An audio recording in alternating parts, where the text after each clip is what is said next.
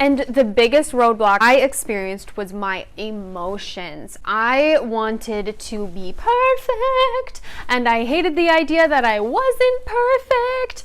I felt if I admit that I'm lazy, then I'm just this worthless human being, and I'm so ugly, and I would get very over dramatic and kind of childish. When I began to just think logically and rationally, that roadblock of emotions was able to be pushed to the side.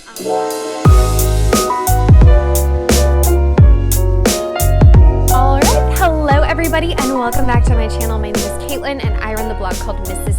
Midwest. If you've been here before, you might notice we are not in my living room. We are up north. My husband and I are taking a little bit of a getaway, but I wanted to take some time today to hang out with you all and discuss the topic of glow ups again. Recently made a video about my glow up, 7 ways I changed my appearance. And I began thinking, I want to give you guys more information about how I began that glow up, how I was able to get the research I needed, how I was able to get into the right mindset, how I was able to get the motivation even to do my glow up. So today we're going to be uncovering the 5 ways you can begin your glow up today. It's basically the 5 ways I began my glow up. So let's dive into the first area, which is all about, you guessed it, your mindset. You're gonna need to reevaluate how you treat yourself, how you talk to yourself, how you care for yourself, how you care for your body, why you do the things you do, and what kind of lies or truths are informing the way you treat your body. In the West, traditional outer femininity has been kind of made fun of and shamed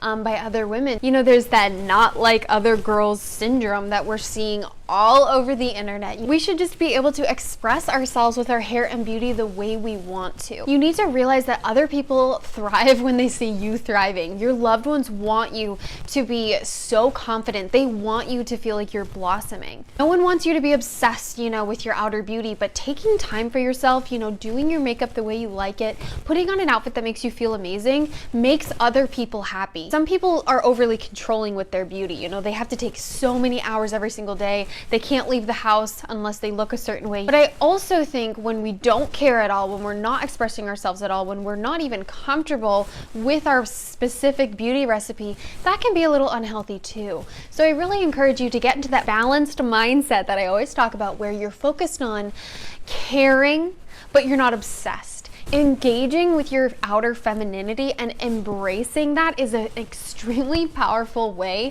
to really step into your womanhood. Look through your history with femininity. Look through how you were taught about beauty from your mom or your older sister. Try to figure out, hey, have you ever been shamed for putting on an extra coat of mascara?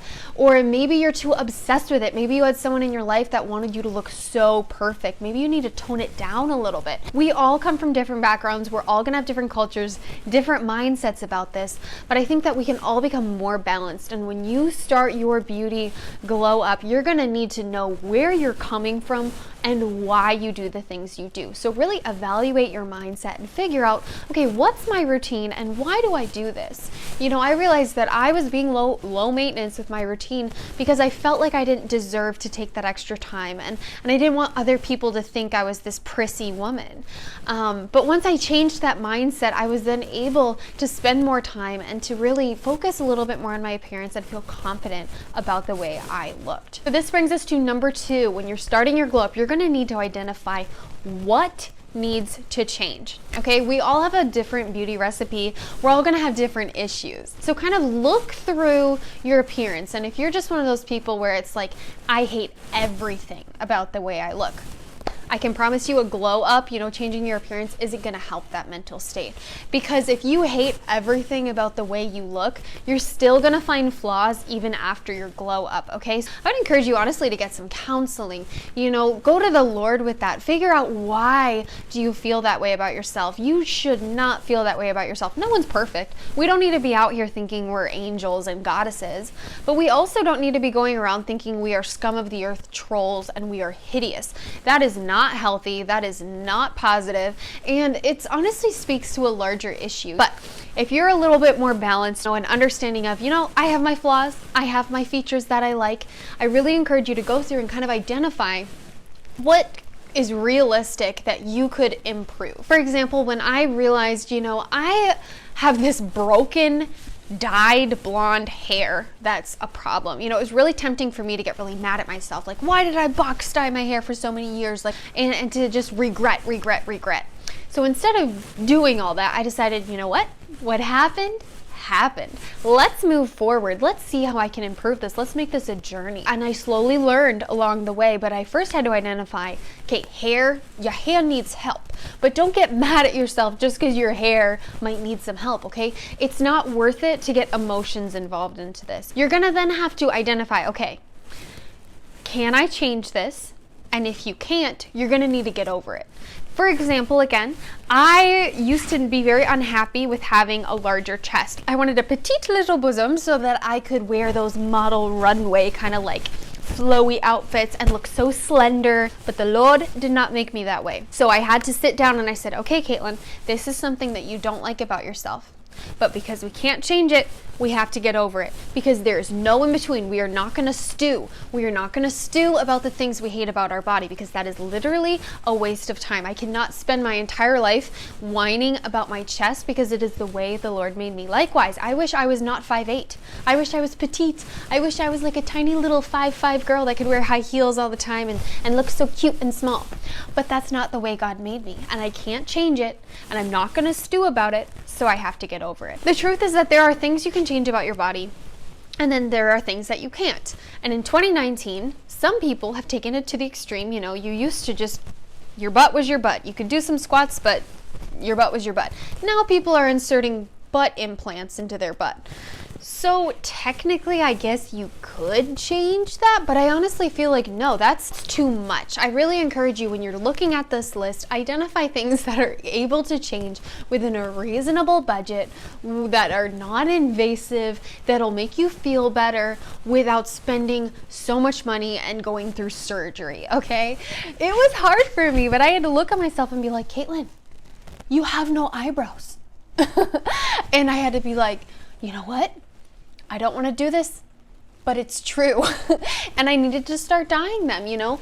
We all have things that are able to be improved pretty easily, and I really encourage you to identify those things. Don't go for the crazy, you know, I want to lose 10 dress sizes, or I wish I had shorter arms, you know, I wish I had smaller ears, or I want a nose job. You know, don't do that stuff. Focus on the categories that you can change through skincare, hair care, maybe a better diet, a different wardrobe, something more flattering, accessories, the way you do your makeup. You know, focus on more realistic, non-surgical things you can change. Now this brings us to number 3, become an expert of your beauty recipe. So once you kind of identify what needs a little bit of improvement, you know, if you were on a makeover show, what would they kind of zero in on? For me, it was eyebrows, damaged hair, kind of some unflattering clothing. So once I realized that, I began to just research. I learned about my color season. I learned about my body type. I learned about, you know, faces that need contrast or less contrast, eyebrow shapes, you know, how to care for my hair type. I learned about how to clean my hair type. I learned about how to grow out your hair when it was damaged. I just learned. And I did this through YouTube videos, subreddits, and books. The reason I say beauty recipe is because, again, we are all different. If we all just, you know, looked at ourselves and decided, you know, I don't look perfect, so I need to go get all this plastic surgery and look like that, you know, we're all going to end up looking like Kylie Jenner. You know, transplants and implants and all this stuff all over our bodies. Instead, when we work with our beauty recipe and we do the research, it can allow us to thrive in our natural beauty and then kind of tweak things a little bit to feel extra confident. It's really special and nice to have different quirks about the way you look. And honestly, the quirks and maybe the imperfections that you hate can also be a callback to where you come from, you know, your family history, your ancestry, your ethnicity even. So instead of trying to become some sort of like globally perfected, ambiguous beauty mold, I really encourage you to just live into what you look like. You know, instead of trying to get rid of like my freckles, can we see them? I'll come up closer. I've just been like, these are my freckles and this is my natural hair color and I'm a white girl and I have, you know, these kind of lips and I have this palish skin, and I like it, and this is who I am. You know, I really encourage you to do that with your beauty recipe. So I know we just talked about identifying the flaws, but those are things that need to be tweaked in order to glow up. Problems like, for example, damaged hair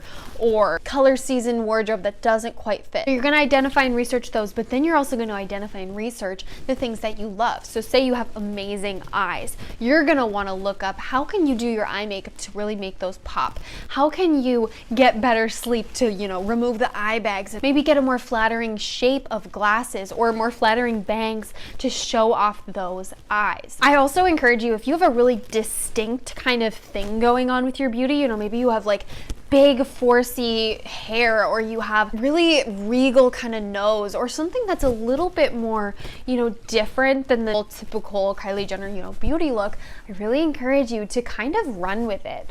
I run with my freckles. I've begun to run with my natural hair color. I also run with, you know, being a curvy body. You know, I wear a lot of dresses, feminine clothing, because instead of trying to hide the curvy body with, you know, big sweatshirts and trying to cover my hips all the time, I'm just like, this is the way I am, and I just own it. And so when you're researching, you know, research what needs help. Again, damaged hair, maybe a healthier diet, better sleep routine, but then really look into, okay, how can I embrace these things that I cannot change? You know, things that really highlight my ancestry, things that make me me. How can I kind of include that in my beauty recipe so that I'm not just a vanilla cake. I'm not just a Kylie Jenner vanilla cake. I'm a very specific apple strudel with cinnamon and this one specific type of frosting that you can only get from Germany. You know what I mean? You don't want to just be this bland yet beautiful dessert. You know, you really want to live into your unique features as much as you can. Then this brings us to number 4. You're going to want to remove roadblocks, mental roadblocks, physical roadblocks, financial roadblocks, time constraints, etc. And you're going to want to do the same thing you did in number 2, where you're going to want to identify roadblocks that you can change and then roadblocks that you cannot, and you're just going to have to work with them. For example, a young mom is going to have a roadblock of not a lot of time on her hands. So that's a constraint you're going to have to work within as you go on your glow up journey. For me, my roadblock was more, you know, finances. I'm a homemaker. I don't want to spend tons of money on my glow up. I don't want to be swiping my hubby's credit card on tons of crazy beauty supplies. So I had to learn how to do a lot of this on my own. I had to learn how to do my own manicures, my own skincare, my own health routine without having a really expensive dietitian or nutritionist. Figure out your constraints, your roadblocks, and then figure out how you can work within that. Figure out a budget. How much money do you want to spend on your situation, on your glow up? How much time do you have? And what other things, like even like energy, or maybe a disability, or that you have a legit reason why you can't spend hours and hours in front of the mirror. You're going to want to tailor this glow up situation to fit you as an individual, your money, your time, and your energy levels. You know, we are all different, and only you can speak for what your roadblocks are.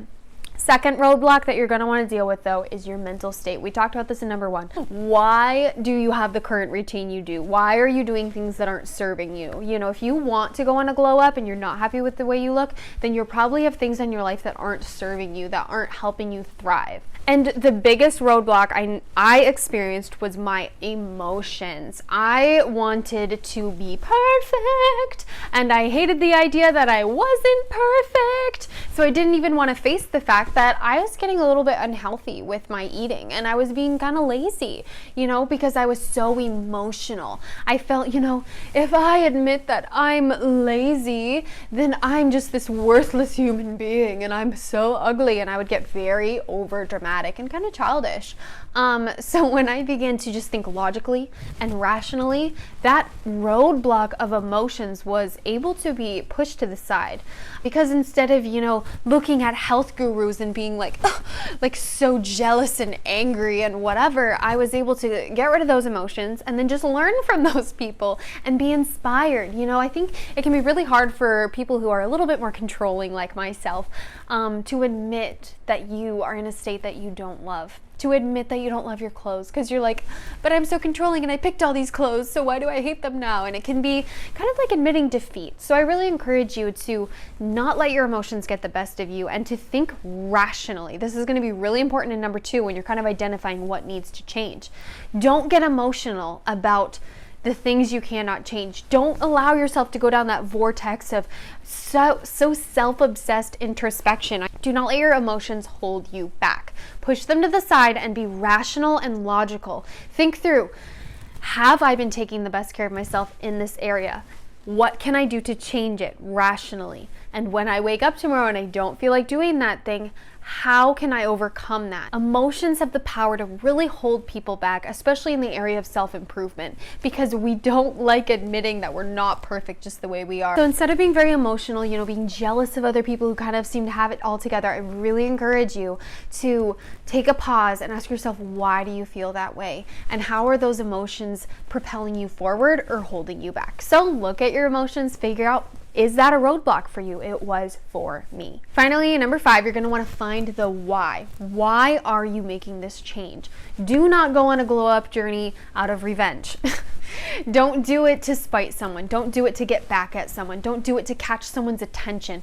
Literally, basically don't do this for anybody else, You're going to want to make sure your intentions are in the right place. For my Christians, you're going to want to make sure you're coming from a place that's honoring to the Lord, that you're not doing this out of vanity or self-obsession, but you're doing it to treat your body as a temple of the Holy Spirit. You're doing it to get more confident so that you can go out into the world and just speak the truth and help other people and not be so distracted or ashamed or insecure about the way you look. Because sometimes people have real insecurities where no matter what they look like, they're going to feel insecure and ashamed. But then other people have it where they just go through something in their life that makes them feel uncertain about the way they look and therefore very insecure and ashamed.